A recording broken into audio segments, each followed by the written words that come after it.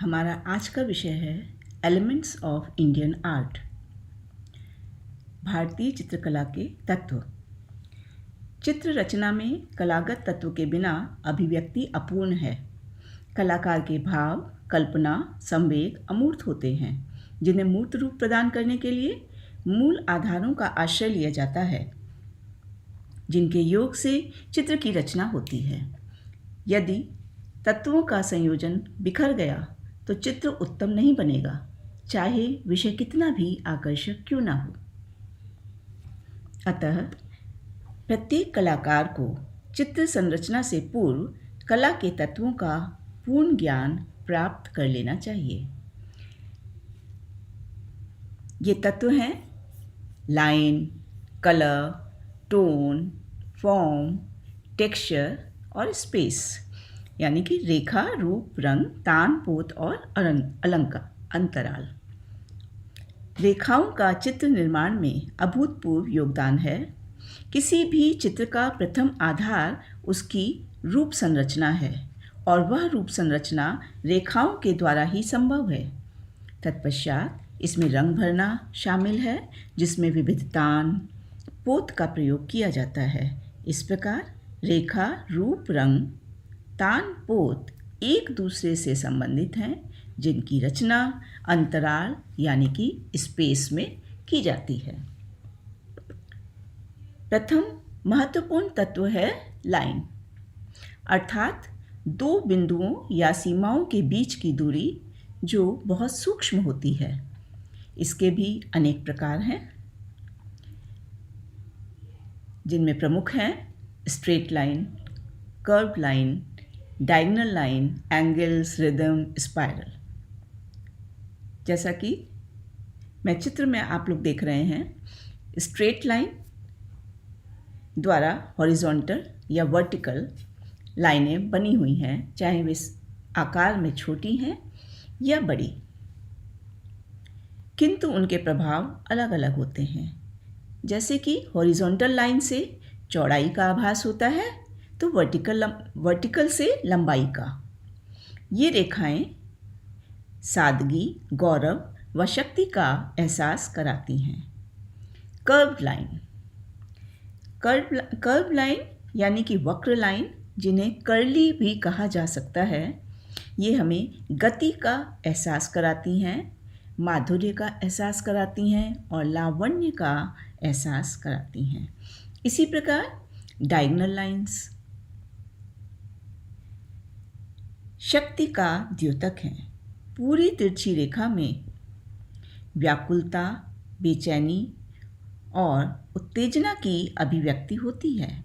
Angles कोणीय रेखाओं से मन में असुरक्षा, अस्पष्टता व संघर्ष के भाव अभिव्यक्त होते हैं। लगता है दो विरोधी शक्तियाँ आपस में मिल रही हैं। इसके अतिरिक्त रिदम या प्रवाही रेखाएं, ये गति, लावण्य, माधुर्य व सौंदर्य की अनुभूति कराती हैं। इसी प्रकार स्पाइरल चक्राकार रेखाएं, जैसा कि हम चित्र में देख रहे हैं, एक चक्र के रूप में रेखा चलती जा रही है। इस प्रकार की रेखाएं उत्तेजना, शक्ति, गति और रहस्य के भाव को व्यक्त करती हैं। इस प्रकार ये मुख्य प्रकार हैं रेखा के, जिनसे अनेक प्रकार की अन्य आकृतियाँ या रेखाओं का समूह निर्मित किया जा सकता है। कला का दूसरा महत्वपूर्ण तत्व है रंग। रंग प्रकाश का गुण है। यह कोई स्थूल वस्तु नहीं है, बल्कि अक्षपटल पर पड़ने वाला एक प्रभाव है। हम रंग चक्र में अनेक रंगों को देखते हैं, किंतु ये हमें अलग अलग रंग क्यों दिखाई दे रहे हैं? इसका एक वैज्ञानिक कारण है। जब कोई वस्तु संपूर्ण प्रकाश को अपने में एब्जॉर्ब कर लेती है, यानी कि समाहित कर लेती है, तो वह वस्तु हमें काली दिखाई देती है। और अगर वह संपूर्ण प्रकाश को रिफ्लेक्ट कर देती है, विकीर्ण कर देती है, तो वह हमें सफ़ेद दिखाई देती है। इसी प्रकार जो वस्तु हमें लाल दिखाई दे रही है तो उसका तात्पर्य है प्रकाश के अन्य सभी तत्वों को उस वस्तु ने एब्जॉर्ब कर लिया है और लाल रंग को वो रिफ्लेक्ट कर रही है, इसलिए वह वस्तु हमें लाल दिखाई दे रही है। टाइप्स ऑफ कलर के अंतर्गत हम रंगों का विभाजन उनकी विशेषताओं या उनके गुणों के आधार पर करते हैं, जिसमें एक है नंबर 1 पर प्राइमरी कलर, जिन्हें हम मुख्य वर्ण कहते हैं। ये 3 होते हैं, लाल, पीला और नीला। चित्र में जैसे कि हम देख रहे हैं, सर्किल के अंदर एक ट्रायंगल है जिसमें एक भाग लाल, एक भाग पीला और एक भाग हमें नीला दिखाई दे रहा है। ये तीनों वे मुख्य वर्ण हैं जो किसी भी रंग के मिश्रण से प्राप्त नहीं किए जा सकते। दूसरे चित्र में हम देख रहे हैं सेकेंडरी कलर, जिन्हें द्वितीयक रंग भी कहते हैं, जो किन्हीं भी 2 मुख्य रंगों के मिश्रण से प्राप्त होते हैं, जैसे लाल और पीला। इन दोनों रंगों से मिलकर के जो नया रंग बन रहा है वो है नारंगी अर्थात ऑरेंज। इसी प्रकार लाल और नीले से बन रहा है पर्पल और नीले और पीले से बन रहा है ग्रीन। तो प्राथमिक रंगों के तरह ही द्वितीयक रंग भी संख्या में 3 होते हैं। अगले चित्र में हम देख रहे हैं टर्शरी कलर यानी कि तृतीया रंग। 2 द्वितीय रंगों के मिश्रण से प्राप्त होने वाले रंगों को तृतीयक रंग या टर्शरी कलर्स कहते हैं। अब इन रंगों की एक विशेषता ये है कि चूंकि ये 2 जिस प्रकार 2 प्राइमरी कलर से मिलकर के बना एक सेकेंडरी, यानी कि एक सेकेंडरी कलर में पूर्व में ही 2 रंग मिले हुए हैं और तृतीय रंग में 2 सेकेंडरी कलर के मिलने से एक तृतीयक रंग बन रहा है। तो 2 सेकेंडरी कलर में 2 रंग पहले ही प्राइमरी मिले हुए हैं, अब 2 सेकेंडरी कलर में मिलाकर इट मीन्स कि टर्शरी कलर जब हमारा बन के आ रहा है तो उसमें 4 रंग या 4 प्रकार के प्राइमरी और सेकेंडरी का मिक्सचर है, तो वे रंग गुण में धूमिल हो जाते हैं। इसीलिए नारंगी और हरा ये दोनों मिलकर के एक हरे की टोन देते हैं जिसे ऑलिव कहते हैं। हरा और बैजनी ये दोनों मिलकर के स्लेट कलर बनाते हैं और बैजनी और नारंगी इनसे हमें जो रंग प्राप्त होता है वह ब्राउन कलर होता है। इस प्रकार ये कला का मुख्य विभाजन था। इसके अतिरिक्त रंग का एक विभाजन टिंट और शेड के रूप में भी किया जाता है। टिंट्स यानी कि किसी भी रंग में जब सफ़ेद रंग मिला दिया जाता है तो उसके अनेक टिंट प्राप्त हो जाते हैं और अगर किसी रंग में काला रंग मिला दिया जाए तो उसमें उस रंग के विभिन्न शेड मिल जाते हैं जो किसी भी चित्र में प्रभाव उत्पन्न करने में सहायक होते हैं। रंगों का एक विभाजन गर्म और ठंडे यानी कि कूल और वार्म कलर के रूप में भी होता है। गर्म रंग जो सूर्य के रंग के समान होते हैं तथा जिनकी तरंग गति बहुत ज़्यादा होती है, बहुत जल्दी वो रिएक्ट करते हैं, वे वार्म कलर्स कहलाते हैं, जो हैं लाल, पीला, नारंगी। जब हम सूर्य को देखते हैं तो इसी प्रकार के रंगों का आभास हमें दिखाई देता है। ठंडे रंग जो रंग शीतलता प्रदान करते हैं अर्थात पानी के रंग से मेल खाते हैं, जैसे हरा और नीला। इन रंगों को हम कूल कलर्स कहते हैं। जैसे पानी हमें ठंडक प्रदान करती है वैसे ही ये रंग भी हमें ठंडक प्रदान करते हैं। यदि हम वर्ण चक्र के मध्य में एक रेखा खींचें तो लाल से लेकर हरा पीला तक गर्म रंग तथा हरे से लेकर लाल बैजनी तक ठंडे रंग के अंतर्गत आते हैं। इसी प्रकार हमने जो एक बगल में चित्र देख रहे हैं जिसमें एक ही आकृति को गर्म रंगों के द्वारा भी बनाया गया है और ठंडे रंगों के द्वारा भी उसमें रंग भरे गए हैं, तो दोनों ही चित्रों में आभास अलग अलग महसूस हो रहा है जबकि आकृति सेम है। कलर स्कीम किसी भी चित्र को अंकित करने के बाद प्रश्न उठता है कि हम इस चित्र में कौन से रंग भरें। यहाँ हम रंग चक्र के माध्यम से इसे आसानी से समझ सकते हैं।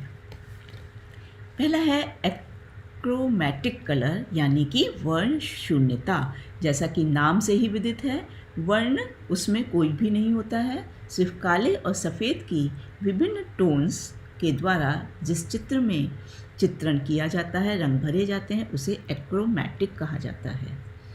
दूसरा है मोनोक्रोमैटिक, यानी कि एक वर्णीय रंग योजना, जिसमें किसी भी वर्ण चक्र के एक रंग में सफ़ेद और काले की विभिन्न तानें प्रयोग की जाती हैं, वह चित्र मोनोक्रोमैटिक कहलाता है।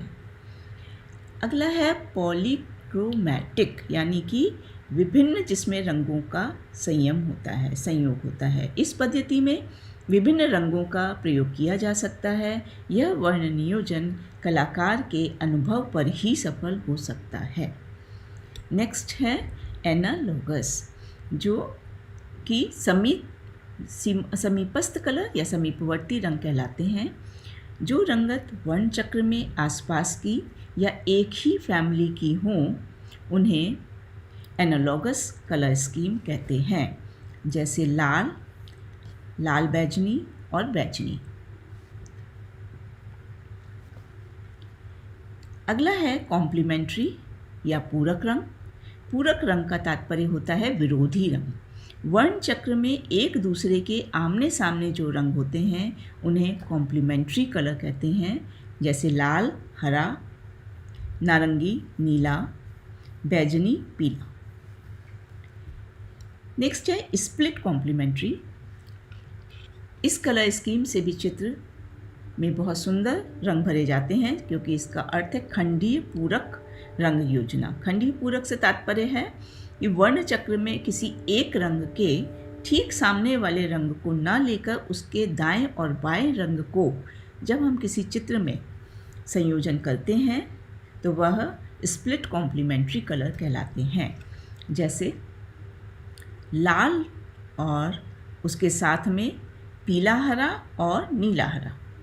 ये जो ट्रायंगल रंगों का है, इस प्रकार के 3 रंगों को जब हम एक किसी चित्र में रंग करते हैं, तो वह स्प्लिट कॉम्प्लीमेंट्री होता है और बहुत ही सुंदर प्रभाव उत्पन्न करता है।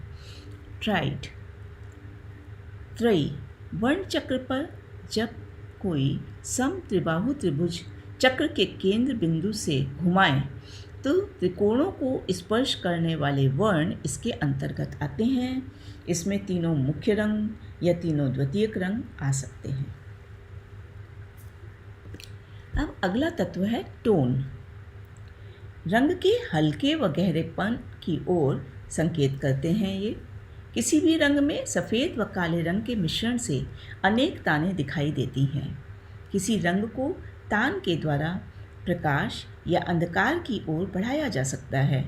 वैसे तो कलाकार आवश्यकतानुसार कितनी भी तानों की रचना कर सकता है, जैसा कि चित्र में नीचे की तरफ दिखाई दे रहा है इस स्ट्रिप में, कि एक रंग में काला और सफ़ेद मिलाकर विभिन्न तानें बनाई गई हैं, किंतु मुख्य रूप से इसे 3 भागों में विभाजित किया जाता है, लाइट, मिडिल और डार्क। तान के प्रयोग से द्विआयामी तल पर त्रिआयामी प्रभाव उत्पन्न किया जा सकता है। जैसा कि हम चित्र में देख रहे हैं, ये बॉल हमें द्विआयामी कागज पर से उठी हुई प्रतीत हो रही है।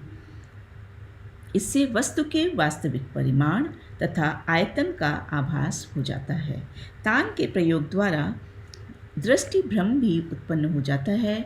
वातावरण की क्षय वृद्धि में तान सहायक होता है।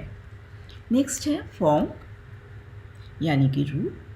कलाकार के चित्रभूमि पर अंकन करते ही रूप का निर्माण प्रारंभ हो जाता है। रूप का अपना निश्चित आकार तथा वर्ण होता है। साधारणतया वस्तु की आकृति को ही रूप कहते हैं। रूप ही वस्तु का बाह्य स्वरूप होता है।